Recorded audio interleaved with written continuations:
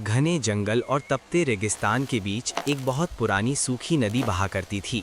कहा जाता था कि हजारों साल पहले यही नदी पूरे इलाके को जीवन देती थी, लेकिन अब वहां सिर्फ रेत, पत्थर और दरारें ही बची थीं। नदी का तल इतना सूख चुका था कि उस पर चलने से धूल उड़ती थी। एक साल अचानक मौसम ने करवट ली, काले बादल छाए और कई दिनों तक लगातार बारिश हुई। सूखी नदी में फिर से पानी बहने लगा, छोटी मछलियां तैरने लगीं, किनारों पर घास उगाई और पक्षियों की चहचहाहट लौट आई। ऐसा लगने लगा जैसे नदी ने दोबारा सांस ले ली हो। लेकिन खुशी ज्यादा दिन नहीं टिकी।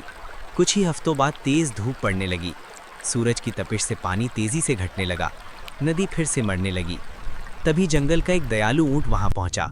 उसने नदी की हालत देखी तो उसका दिल भर आया। ऊंट रोज दूर के कुएं से पानी अपनी पीठ पर लाद कर लाता और नदी में छोड़ देता।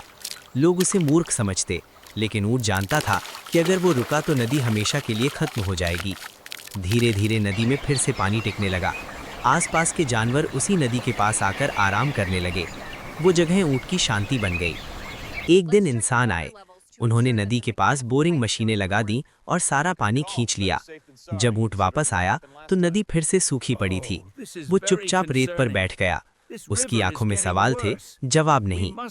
ये कहानी सिर्फ नदी या ऊंट की नहीं है, बल्कि हमारी भी है।